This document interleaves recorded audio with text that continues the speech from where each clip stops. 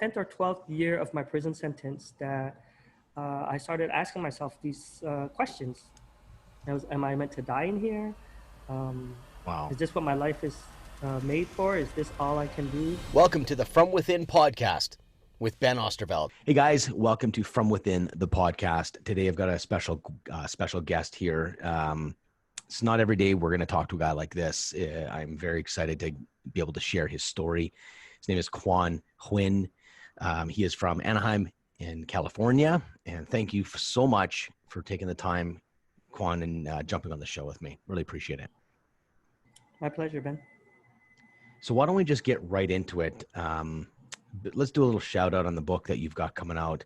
I actually asked you to be on my show before I even knew, but it just happens that he's got this book coming out. I just was moved to call you, but your book is Sparrow in the Razor Wire, Finding Freedom Within, Serving a Life Sentence.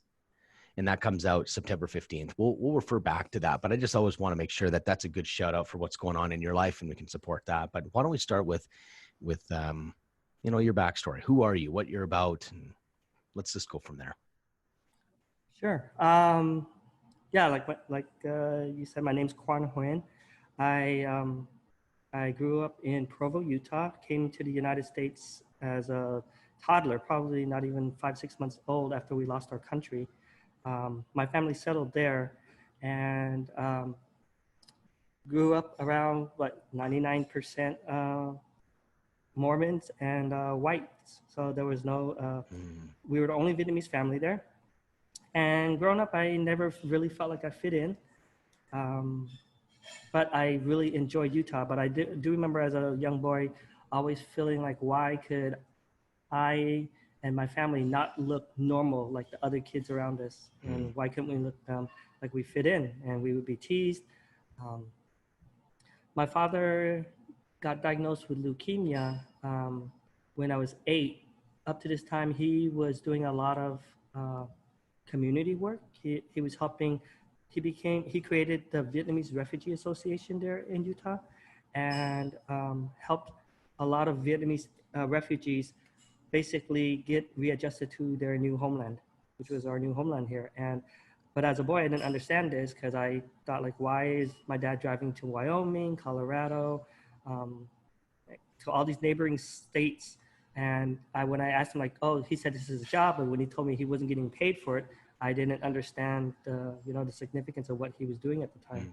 I just felt it was boring to go to Social Security, to the DMV, just to help out other people when he's not making money. But that was where my father was at with everything. He gets diagnosed with leukemia, and his condition gets worse. By the time I was 10, and our family moved out here to California because our family he had family out here. California was also a culture shock for me because now I went to school with Black kids, Hispanic kids, and Vietnamese kids. And I also felt like I did not fit in with the Vietnamese kids because they accused me of being whitewashed. I couldn't speak Vietnamese well. Many of them couldn't speak English well at the time. And so I think there was always just this internal part of me that had an identity and acceptance issues. And it's basically what led me down into the gang life later on. Wow. Yeah. My father passed away when I was 13. And that's where I basically rejected God, angry with my mother, angry with my father, and wow. Found a lot of acceptance and like a place where I fit in later on with inside the criminal lifestyle. And so was it just naturally drawn to that? Like you had people from school? Is that where you found these guys? Yeah, like when I was younger, especially even when my father was going in and out of the hospital, my mom was working. And then especially after he passed away, my mom was working full time. We were on welfare, and me and my brother were just running around on the streets. So yeah, we do what we can. Like we can't. I want to be able to wear nice shoes like the kids at school, but we don't have money to get it. So me and my brother have to hustle on the streets, and that's where it began. My first arrest came at the age of 17. By that time, I go into prison. I mean, I go into the jails, and I get even more wrapped up in the criminal Gangs. lifestyle and the gangs and all that, Wow. and came out even worse. And How um, long did you serve the first time? uh, it was like 2 years, 2.5 years, right around there. Wow. So you come out and you're way tougher. You're way more criminal. You may way more into that lifestyle now. You're Mhm. harder. Yeah, came out with a chip on my shoulder, wanting to prove myself, but then there was also part of me like this internal struggle of, wait, I want to just be accepted. I just want to do what I want to do the right thing, and I want to be successful. What did that really look like? I didn't know. So of course I enrolled in college. I tried to work, but then I was still also very attracted to the gang life. Um, What was it that was attractive? The uh, what was it the filling fast in your? money, the recognition, the women, like just the whole lifestyle. Hmm. Um, all of that played into it, It and almost sounds like every guy that's selling something online. Fast money, yeah, women, yeah. riches. It almost sounds a little bit Well, why, yeah, you know? it's a place where I felt like I fit in, Wow. where I didn't, it's easy. Like when I look back now, I think at the time it just alleviated that shallow part of me to say, okay, I could fit in with these people, because if I'm in a room with people that are smart and accomplished that are talking about real things, suddenly I don't feel Hmm. as much as I fit in. So this was an easier way for me to just um, basically run with the gangs and feel like And I belong that you somewhere. belong something, Mhm. just belong somewhere. So so we know by the title of your book, Serving a Life Sentence. How did you get there?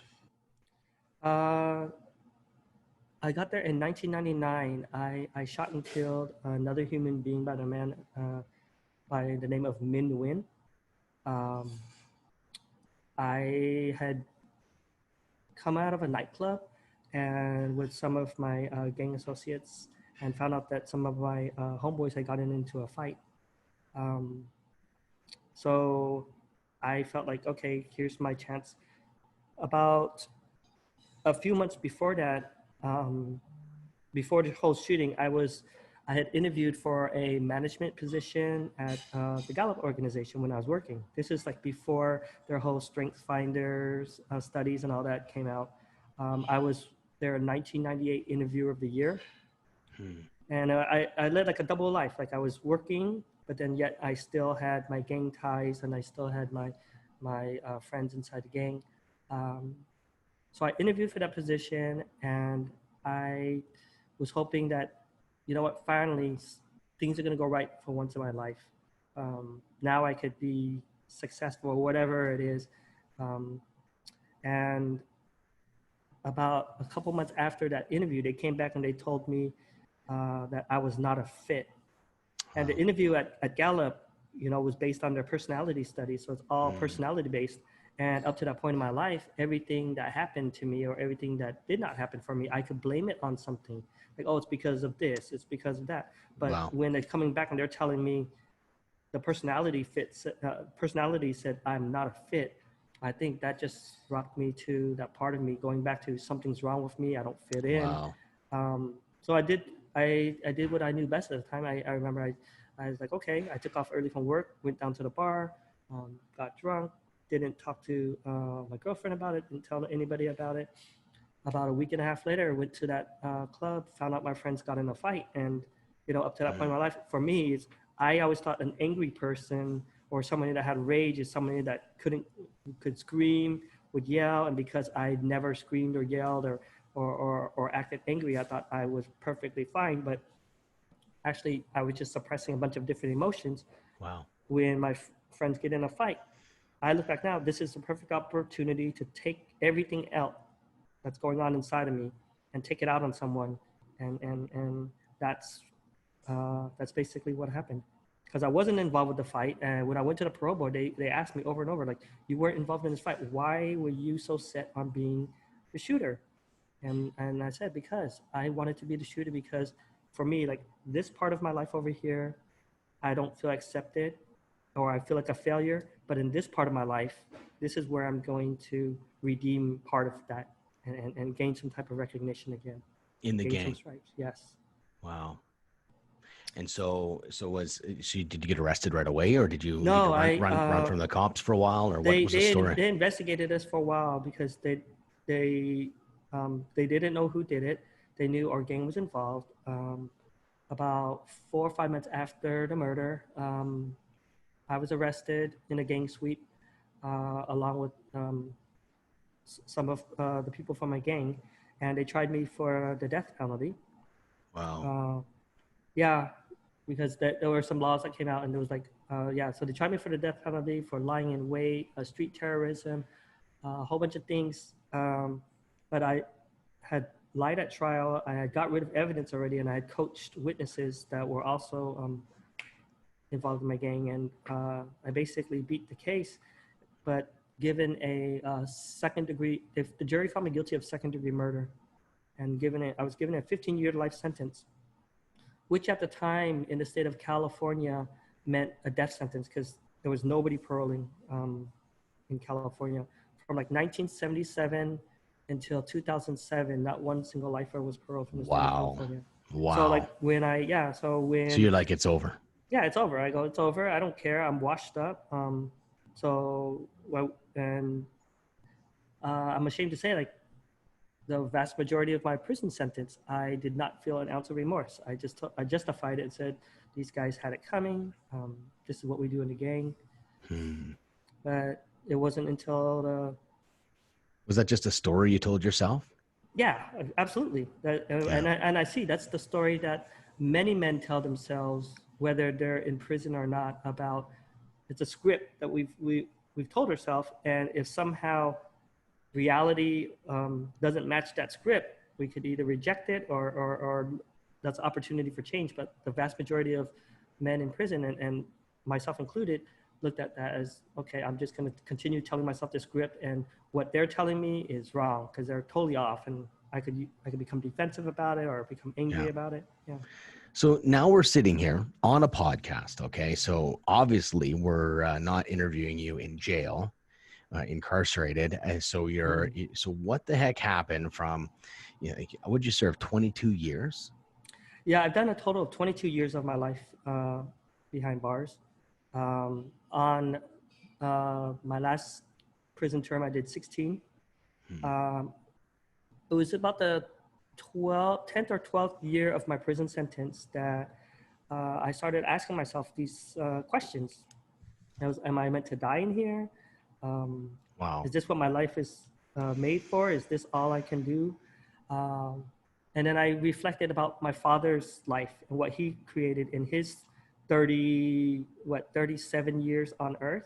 Yeah. And I contrasted that with my own life. And I think I was turning 35 around that time. How old are you now, Quan? I'm 46. I just turned 46 last week. Oh, cool. And I looked at and contrasted that with my life, and look how much my father created and built and the impact he made on people. And then look at what I destroyed and how much death and pain I caused on the world. What happened in you from being non-remorseful to then shifting to different thinking? Like what happened where you're like, okay, I'm going to be self-reflective. I'm going to start looking within, because that's what it sounds like you're doing. Like what, was there something that happened in that moment, or was it just like what happened? So people ask me this all the time. So I would have to say it's a series of things, which is, my grandfather passes away. My niece is born, and I see a picture of her. She looks like a spitting image of like my brother as a little boy. Wow. And then I started asking myself these questions about my father. On the flip side of that, also, I've always been a bookworm, and I was just reading a whole bunch of different books at the time, and somehow I ended up fascinated by books on the saints right around that time. What I liked about them was they were able to leave legacies, amazing legacies in this world, but yet every single one of them were also very flawed. And that's the stories I started looking for. And I go, man, if the saints can do it, then why can I not try to make something of myself, even if I'm 100%. supposed to die here in prison? 100%. That's awesome. Yeah, so it was one day on the prison yard when it was just after like one of my morning meditations, and I had started to do this self-reflection and started to read books on personal development and personal responsibility and choice and all that. And I had just posed myself a question like, why does prison have to be punishment? Why can't this be a Wow. place where I could remake myself? Wow. And I realized it could. And just that thought right there, if I had to pinpoint one thought that kind of put me over the edge, was that moment right there. The sun was coming up over the hills. And I could feel the warmth from it. I could see the drops of dew on the individual blades of grass. And right above me in the razor wire, I heard a sparrow chirping. And Wow. I tell people, they'd probably been chirping my whole prison term, but I never once heard it. But that day, I did hear it. And that day, prison no longer was this cold, harsh, ugly place. It became a place where Really? became a place of like tranquil beauty, that I could connect with other human Wow. beings, that I could remake myself. And I looked at it as, this is my place to rebuild who I want to be as a person. Man, I think like if you could be sitting in a prison with hopelessness, and I've been to some prisons. Were you in Kern? Is that where you're from? No, Kern is also in California. I haven't been to Kern Valley. Okay. It was near where my reception was though, but I was at different prisons. So it's not the easiest place to be. It's like, and then somehow you find tranquil beauty in jail. What an inspirational lesson when we're sitting here and we're complaining about hard times, and you have given us an example in this moment that you can find tranquility and beauty in any situation. Then Mm-hmm. it's amazing. Thank you for sharing that. I think that's a really important thing that we need to reflect on. If you can come around and think like that, and not just think like that, like you believe that, then anyone that's listening to this show, whatever situation they're in, like, can we find beauty and tranquility in our really rough and tough situations we're in? Yeah. So you're in jail. How does it work? How do you get out of jail when you're in that? No one's ever been paroled. Like, how did that happen? Well, in 2007, a landmark ruling came down. It was a woman prisoner had fought her case all the way up to the Supreme Court, and she was arguing, what is the difference between a life without possibility of parole sentence and a life with the possibility of parole sentence? Because it doesn't seem like the state of California is honoring it. Wow. And she fought it up, and they came back with the ruling, and they said, you know what, that she has all the indicators. So they came up with a list of indicators of who could be found suitable, like could be deemed suitable. It's a person that has never been arrested, a person that has got higher education while incarcerated, had no write-ups, and like had a perfect prison record. So they gave out this list of factors, what they called factors of suitability. And then on the other side of the chart, they said factors that you could still deem someone unsuitable was like multiple arrests, violence, multiple write-ups while incarcerated. And I fell under that list for every single one of those factors of unsuitability. So even when I read it at the time, and I felt, this doesn't apply to me. And I started seeing some of the men go home, but those were like men that were in their 60s, had done upwards of 30, 40 years. And these were like shining examples of, I guess, what they would say, a model prisoner. Yeah. And then it was right around this time, though, when I began my process of change. It was after my sparrow and the razor wire moment. The prison, every time you go to the parole board, they issue what's called a parole hearing transcript.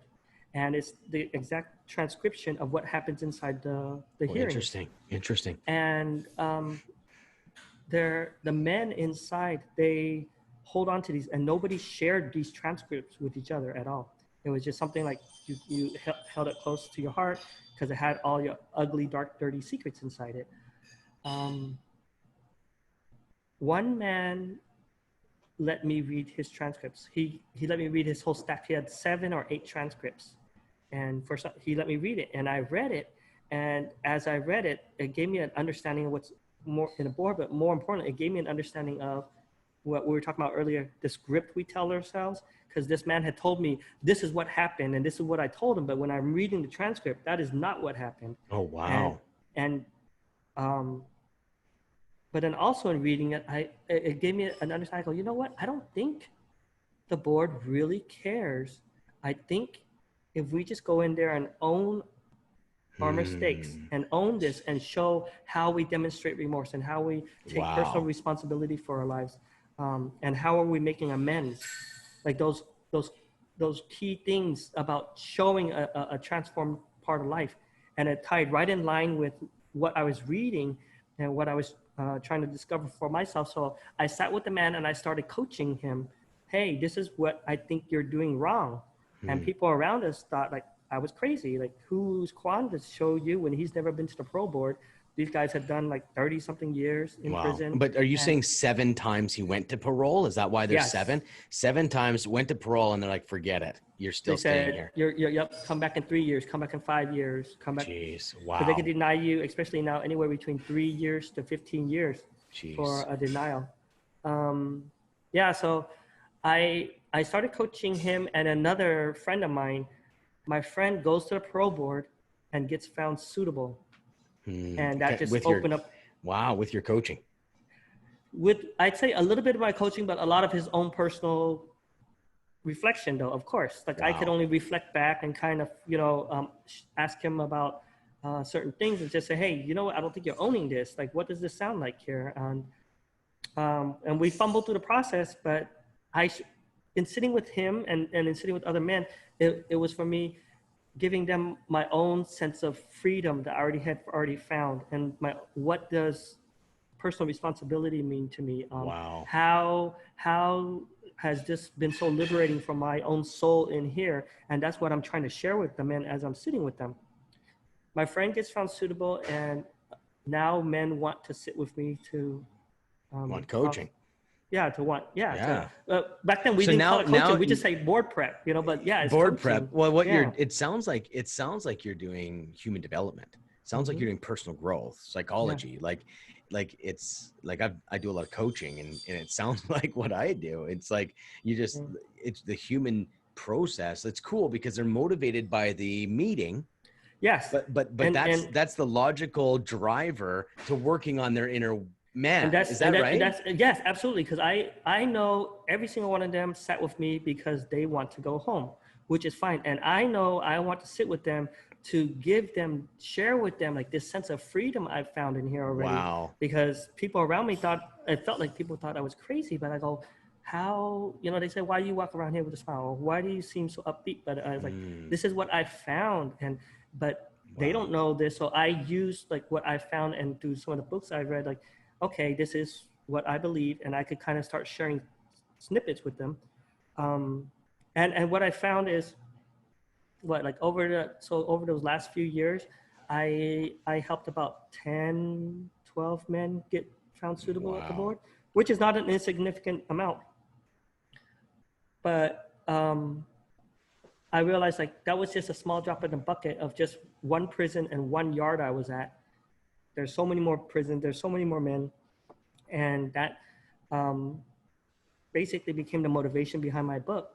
The men when the light came on, and then I got involved and started creating like groups on the yard, like victims awareness group, or when I came to terms with my father's death, and it was 25 years later after he died, that's when I began the grieving process.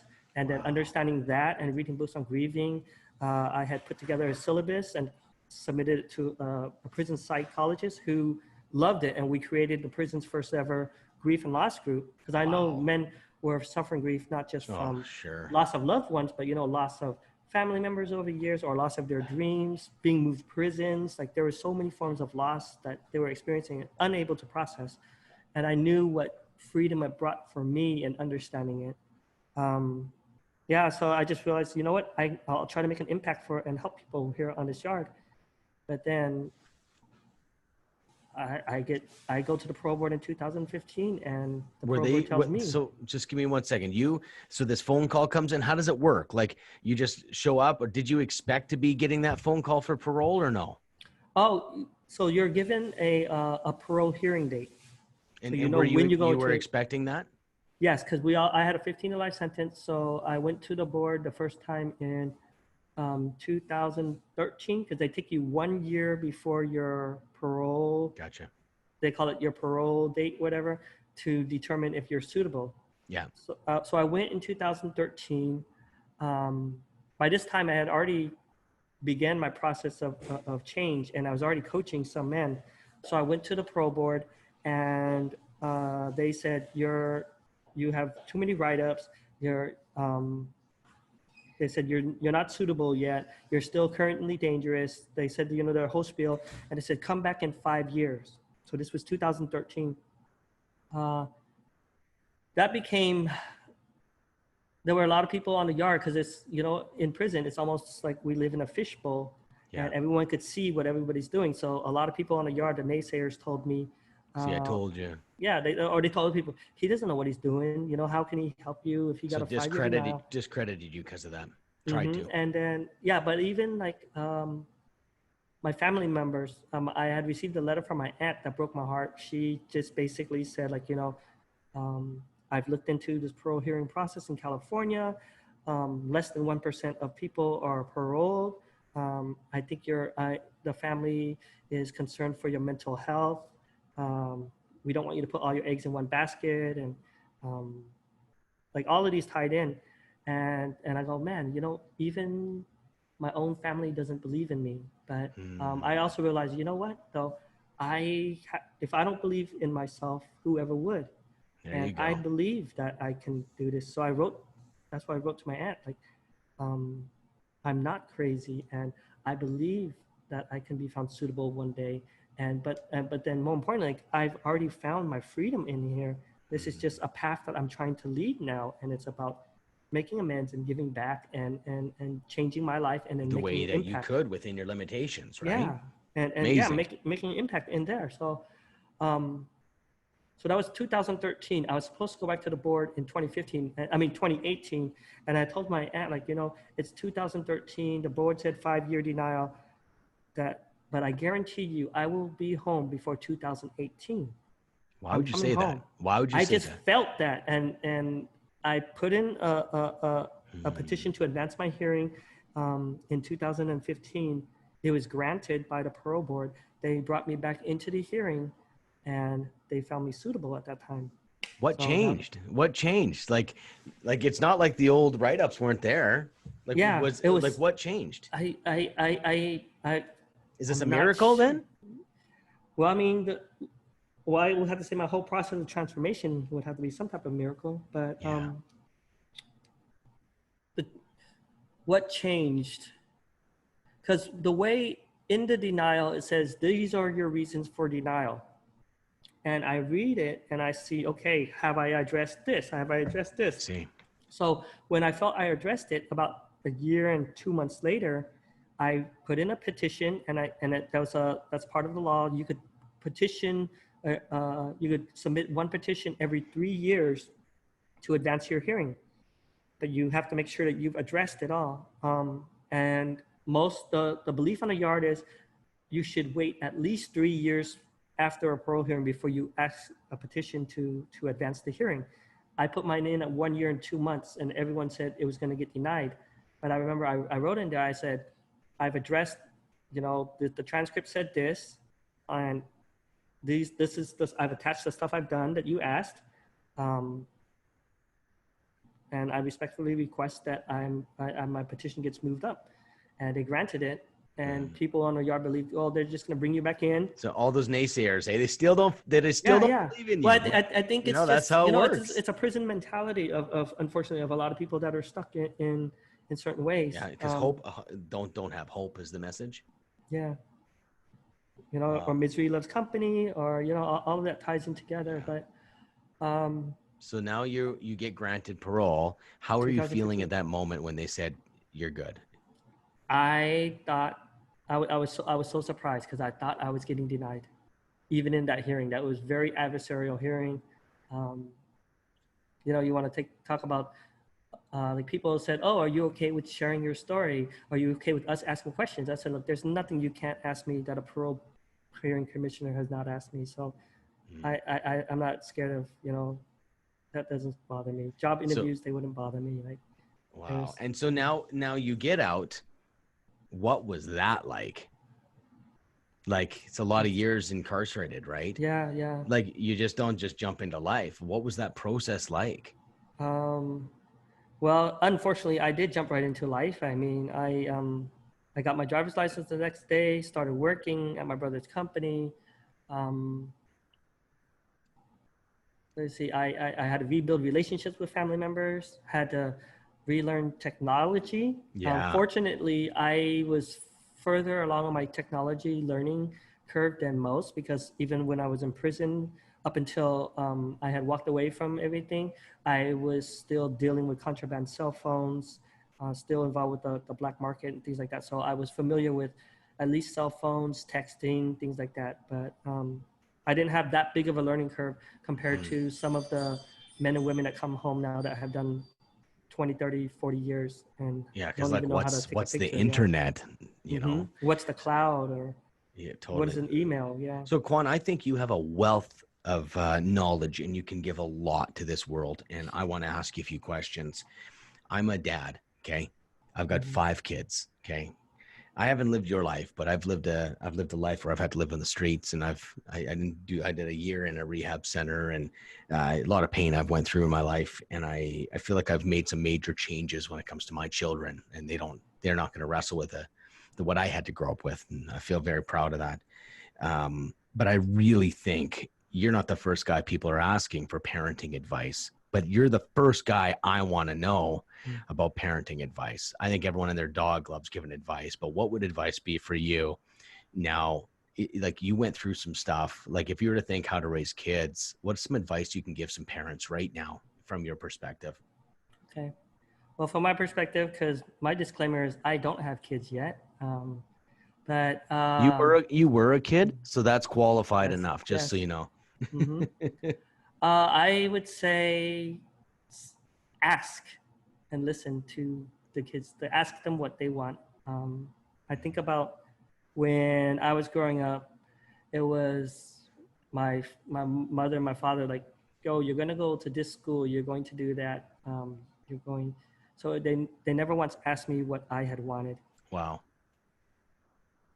That's like amazing advice, Quan. Amazing. I think the world needs to hear that. I think that's incredible. Um, you your dad died when you were 13 years old. Yes. If you spoke to a 13-year-old boy right now that just lost his dad, what would you say to him?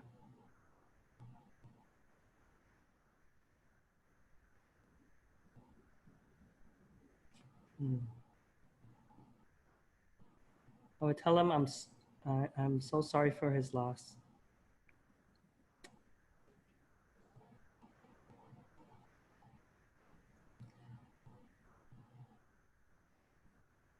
I know what I wouldn't say is, and these were things I heard when my father passed away, was that he's in a better place, that uh, you know, that I'm a strong boy because I'm not crying. Mm, There was a lot of things that I felt, that I believed, like, you know, okay, I guess this is what it means to be a man. I think I would tell that young boy, like, it's okay to cry, it's okay to be hurt. Um, wow. this grieving process might take your whole life, and it's okay. And I wouldn't tell him, oh, do you need anything? It's more like, hey, let's spend time. Like, tell me what you know, um, tell me things you liked about your father. Tell me certain things you didn't like, and just, you know, just talk to them and get them.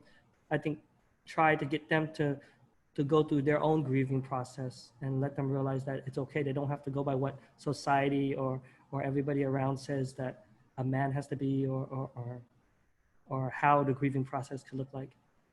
But just give them space to and I guess give him a safe space to begin the grieving process. That's what I would try to create. But I don't know Wow. what I would say, but that would be my intention if I was to meet a 13-year-old boy that had just lost his father. It's amazing. It just moves me. When it just moves me. Thank you for sharing that. That's incredible. Now I think about some people, including myself in some level. I haven't killed anybody, and I haven't done the time you've done, but I've done things that I'm not proud of, living on the streets and different things and hurting people. And sometimes I think about holding a debt. So I wanted to ask you, in something I want to challenge my own self, like, do I feel in debt? And how does that affect my life? And sometimes I think about that. I'd like to ask you the same question. Do you feel like you have a debt to pay? Yes, absolutely. I mean, bottom line is I took a human life, like wiped them off the face of the earth. There's a person that's no longer alive on this planet because of me. Um, and then there's another part of me that feels like there's some amazing human beings that I left behind, that were like in many ways way more deserving to come home than me. So um, yeah, that's a lot of the motivation for wanting to finish or to write and then finish the book, was to um, hopefully try to, not only make my amends. Yes, I cannot bring back the human life, but I can show that, my life has been salvageable in some way, and that they can also make something of their lives wherever they're at. So if you were to speak to a young kid that didn't feel like they belonged and they were moving into the gang world, what would you say to that guy? Uh, I would ask him. I would ask him what's going on in his life. I would ask him you know, um, what's motivating him. What I think I would just have to ask questions. Like, once again, just make a space for a kid to open up and share. Wow. Because yeah, Wow. because someone couldn't really tell me nothing, but I think if someone had just asked me so that I could earn some trust and then be able to open up and share. That would have helped you? Yeah, I would say so. And then, yeah, but then, but not just mouth the words. I mean, it might be very difficult. It might be challenging. It might take years, but I mean, if that's. But just hold that space, hold that space, hold that space. Don't give advice. Just ask questions and hold that space. And then when they want advice, they might ask it. Then you could give the advice. When you got permission. That's the way I would approach it. It's pretty amazing. So now I can relate to not feeling wanted and not belonging, and it is a very horrible feeling. I could connect to emotionally if I really think about it. But if you were to think about, look, some kid that doesn't feel belonged, like how do you make them feel that they belong? Like, you know what I mean? Like, that's a deep question. Like, what would you do to make them feel belong? Because if you tell them they belong, it's like telling someone that lost weight that still feels fat. Like, it doesn't help. Like, you're pretty, and they're going to be like, yeah, whatever, I feel fat. Like, words don't mean much, like, how do you help someone feel belonging? So, you know what I mean? How do you feel that for someone in a healthy way? Or can you? I think it would be on them to I mean, it's very simplistic to say it's on them to figure it out. But what I would do in that situation, is I would perhaps share to the kid of my own challenges of feeling like when I didn't belong in my life. Like, hey, let me tell you the time when I thought about this. Wow. I mean, that's the exact way that I wrote my book. I didn't write it to the man like, oh, I'm home now, so let me come from a place of teaching you. It's more, hey, let me tell you how I was capable of murder, but yet how I found my way home from the inside. So just telling your story. yeah, just sharing of my own failures Wow. and seeing my lessons learned from it. And so that's probably the only way I think I would be able to try to. Yeah, I mean, there's plenty of kids that don't feel like they belong, and I don't know what I could say to them to have them feel like that. But I Yeah. could definitely, but I know I could share my own struggles of feeling like I belong, and hopefully, it could open their eyes in some small way. So Quan, in the next 5, 10 years, we'll say, I'm sure that you look at your years different than everybody else. Years have been a very big conversation, I'm sure, in your world. But you got 5, 10 more years. We'll just say, obviously you live longer than that, but if you can, go ahead a schedule here and talk as if we've just finished the next 10 years. What would be an amazing life for you over the next 10 years? You look back and be like, this is what happened. And I love that. Uh, I would have loved it to be able to say that I got my book into um, every prison in the United States. Hmm. That's what I would have liked to be able to say. Wow. That would be worth it. Do you believe in meant to be? Some parts, not everything, because that Yeah. could be a slippery slope. I mean, Yeah. yeah, I've had conversations with. Um, so, well, I want to be clear though. You mean meant to be as like this was all meant to be? In a weird way, yeah. And the Yeah. reason I know I'm asking the right guy or the wrong guy in some level, this is a weird question to ask, but it's like I know what you mean. Like everything's meant to be, but I'm just curious if you believe that. Like if some Yeah. cosmic plan is in place somehow. So my only pushback to that would be, I don't think I was meant to murder another human being to do Yeah. this to, Yeah. Of course. Of but course. what I meant to do, I think, is because of my own pain and because of my own failures, that I'm meant to try to give back and make an impact now and try to, you know, right the wrong or Mm, pay back my debt, if that yeah. makes sense. Makes sense.